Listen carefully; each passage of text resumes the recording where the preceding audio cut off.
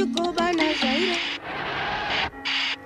nombreux hommes et femmes qui ont perdu leur emploi à la suite des réformes sociales. Salut tout le monde, un nouveau zapping d'actualité. Comme d'habitude, abonnez-vous, partagez, mettez un j'aime, ça m'aide beaucoup. Alors on va commencer par une vidéo d'Asselineau. Enfin un petit passage, un extrait. Il passe dans une émission, ça dure même pas 1 minute, mais c'est très intéressant parce qu'il montre à quel point l'Union Européenne est une arnaque. Alors c'est Raymond qui a publié ça.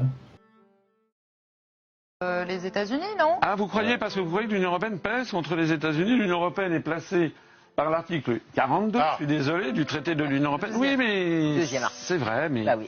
Eh oui, je connais mes dossiers, excusez-moi. Oui. Ah ça, je crois que tout le monde le sait. Placé par l'article 4. Mais oui, mais si vous préférez des ignorants, c'est votre problème.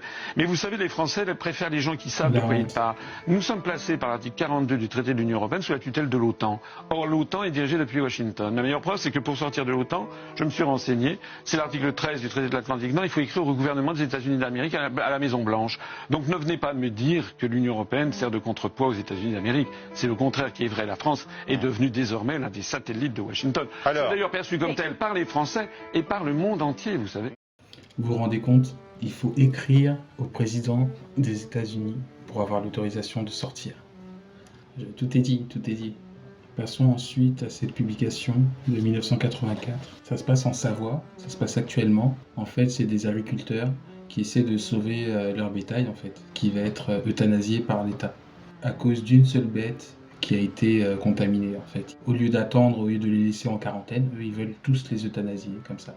Alors que ça ne leur coûte rien d'attendre un peu, pour vérifier. Bref, regardez. Alors aujourd'hui, nous sommes le 5 août, et ces petites demoiselles vont être euthanasiées par les services de l'État, alors qu'elles ne sont absolument pas malades, qu'elles sont à 1 semaine de la fin de la vaccination, mais l'État en a décidé autrement. Et du coup, on enchaîne sur une autre vidéo qui est sur le même sujet. Bonjour à tous, voilà, on est sur l'exploitation en question qui est soi-disant contaminée par cette maladie. Le troupeau devait être abattu jeudi, on a bloqué. On a eu tout l'armada de gendarmes, pire que des terroristes. Ils veulent abattre ce troupeau pour juste une seule raison, une vache positive dans le troupeau. Aujourd'hui, il n'y a aucune vache qui présente de nodules, qui est malade. Ça fait bien 1 semaine que l'autre vache, ils l'ont dû la tuer. Et aujourd'hui, la vache en question n'est plus là. C'est un jeune qui a 28 ans. Il a beaucoup de prêts sur le dos parce que voilà, fallait remettre la ferme en état. Voilà. Donc aujourd'hui, voilà, ils veulent abattre ce troupeau. Les vaches, comme vous voyez, elles sont en état. Elles mangent. Il n'y a aucun signe qu'elles sont malades. On a demandé qu'ils nous refassent des tests sur l'ensemble du troupeau. Ça a été refusé par l'État, car ils suivent les directives européennes et qu'il faut appliquer la loi européenne. Donc aujourd'hui, les vaches, elles n'ont aucun nodule, pas de température parce qu'ils prennent la température. Donc on ne comprend pas pourquoi ils ne veulent pas laisser ce troupeau en quarantaine. Surtout qu'il n'y a pas d'autres élevages qui touchent le bâtiment. On a eu des vétérinaires hier avec nous. Pareil, ils ont dit que ça serait bien de laisser ce troupeau vivant. Ça pourrait être un laboratoire pour voir comment la maladie évolue. Et même le vétérinaire a dit ça se trouve, il n'y aura aucune vache qui sera malade. Donc les services d'État ne veulent rien entendre. Ils nous ont bien dit encore hier soir que fallait abattre tout le troupeau, c'était la seule solution. Et moi je pense que c'est une grosse bêtise d'abattre un troupeau comme ça, sans avoir fait de tests sur l'ensemble du troupeau. Surtout que la phase d'incubation sera finie la semaine prochaine. Donc ça veut dire que si la semaine prochaine il n'y a pas de vache de malade, eh ben il n'y aura pas de vache de malade. Ça représente, voilà. Donc voilà. Le jeune en question, il est dépité bien sûr. 28 ans, père de 4 générations de travail, de génétique. Quelque chose qu'il ne retrouvera jamais de sa vie. Un troupeau comme ça aujourd'hui, on n'en retrouvera pas. C'est impossible. C'est impossible de retrouver 80 vaches. Il aura beaucoup d'emmerdes, parlons poliment. Donc voilà. Donc on vous tiendra au courant, mais voilà. Vous pouvez regarder, les vaches, elles sont toutes couchées, elles sont bien. Pas une qui est affalée, pas une qui est... Voilà. C'est vraiment dégueulasse. Voilà ce que c'est d'appliquer des lois que des gens ont mis en place et qui connaissent pas le métier, qui connaissent rien et qui veulent nous faire appliquer des lois de Paris, des Parisiens, et qui viennent nous expliquer avec un sourire narguant que de toute façon le troupeau sera battu, quoi qu'il en coûte, ils mettront les forces en face pour nous déloger. Bon, que dire, c'est fou parce qu'en France, et c'est plutôt là la caméra, désolé. En France, les deux secteurs où il y a le plus de suicides, c'est dans l'agriculture et dans la police. Les forces de l'ordre, les gendarmes, les militaires, tout ça. Et rien n'est fait, absolument rien n'est fait pour les aider. Au contraire, tout est fait pour les pousser au suicide. Déjà au niveau de l'Union européenne, tout l'argent qu'on leur donne, qui pourrait aider nos agriculteurs. Au niveau des normes qu'on leur impose, alors que d'autres pays de l'Union européenne ne respectent pas ces normes. Le gouvernement n'a absolument aucune pitié pour la vie, en règle générale. Déjà, pour la vie humaine, alors vous imaginez bien que la vie animale, il n'en a absolument rien à cirer. Pourtant, l'agriculture, quand même, on va pas revenir sur l'importance de la police, hein, mais l'agriculture, c'est ce qui permet à un pays d'être autosuffisant d'un point de vue alimentaire. Je veux dire, c'est crucial, c'est la base de tout pays. Si vous n'êtes pas capable d'alimenter votre population par vous-même, vous êtes foutu, vous êtes dépendant d'autres puissances. Et il suffit qu'il y ait une guerre et tout de suite c'est la famine. Je sais pas pourquoi j'arrive pas à m'empêcher de regarder là alors que je devrais regarder là. Bon, c'est pas grave. Hein. Allez, on passe à la suivante. Et donc dans cette vidéo, on va voir une touriste, non une française, mais qui est en vacances. Et du coup qui fait du tourisme dans son propre pays. Il y a tellement d'interdictions en France qu'elle ne prend aucun plaisir en fait, elle ne peut pas profiter, elle peut aller nulle part. Regardez. Vive les vacances en France, le pays des interdictions. Alors là, on est en train de se balader, magnifique, dans des gorges. On n'a le droit de marcher que sur la route. Vous avez compris? On a été dans d'autres sites magnifiques, des sites, vous faites 5h30 de route, on n'a pas le droit d'y aller sur le site est fermé. Bon, à cause des incendies. Par contre, on peut marcher sur le bord de la route, là par contre, c'est sûr, le feu peut pas prendre. Bref, on nous interdit tous les beaux endroits, tous les endroits sacrés. On n'a pas le droit de se baigner dans les gorges. Ça abîme, attendez voir, la faune aquatique. Par contre, vous avez le droit de faire le canyoning, ça c'est autorisé. C'est sûr, à 80 balles par jour, c'est autorisé le canyoning, ça n'abîme pas la faune aquatique. Bref, on n'a plus rien le droit de faire. On n'a que des interdictions. Vous arrivez, vous avez une liste d'interdictions comme ça, comme si on était des cons, vous savez. Ou vous arrivez dans un site sacré, vous vous dites, oh, je suis là, je respecte. Ben non, t'as pas le droit de faire ci, t'as pas le droit de faire ça. Bref. Vive la France. Même les petites plantes médicinales. On n'a pas le droit de les cueillir, on sait jamais, si jamais on se détournait des médicaments. Mais ça, je m'en bats les couilles, je les cueille quand même. Ça se passe de commentaires. Passons maintenant à cette vidéo qui... alors je sais pas si c'est un fake, je sais pas si... Parce que maintenant on peut plus croire nos propres yeux avec les vidéos générées par intelligence artificielle, la 3D, etc. Mais en tout cas, ça a l'air vrai. Pour l'instant, ça n'a toujours pas été démenti par Grok, même si on sait que Grok n'est pas infaillible. Il peut se tromper. Et du coup, regardez, c'est dans une prison, c'est un prisonnier français. C'est publié par Matt.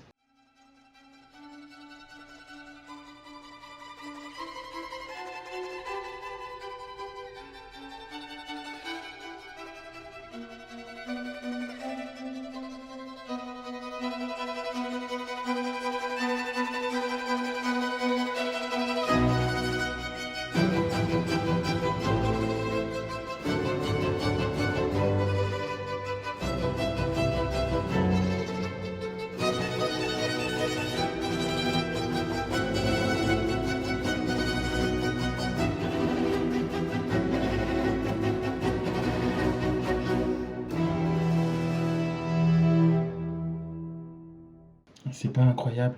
Il a une télé, il a une cuisine, il a toute une garde-robe. Et regarde, il a un téléphone, c'est avec son téléphone qu'il nous filme. Il a même un truc pour commander à bouffer. C'est quoi cette histoire? Il a même un poster de GTA. C'est incroyable. C'est une chambre d'hôtel, le truc. C'est une chambre d'hôtel. Et c'est censé être une cellule de prison.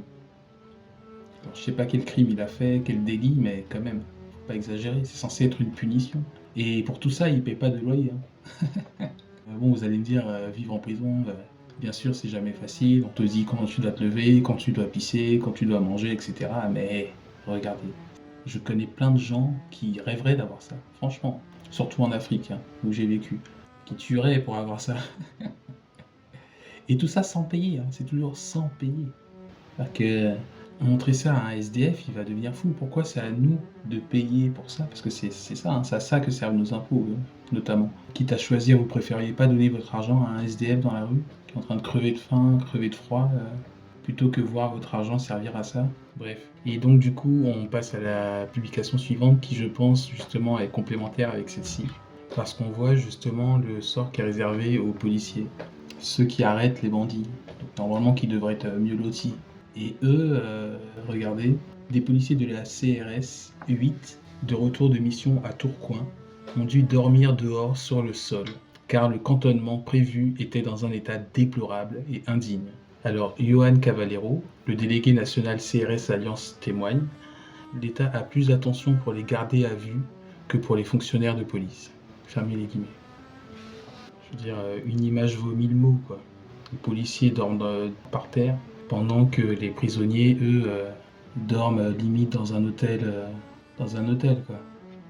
Bref, alors passons à la suivante, que j'ai trouvée intéressante. C'était pour terminer sur une note positive. Ah non, regardons celle-ci d'abord. C'est Olivier92 qui a posté une citation de Jean Reno. Alors je sais pas si c'est vrai ou pas, mais apparemment il aurait dit « La France se meurt à petit feu. Chirac, Sarkozy, Hollande, tous ont leur part de responsabilité. Mais Macron, une catastrophe absolue.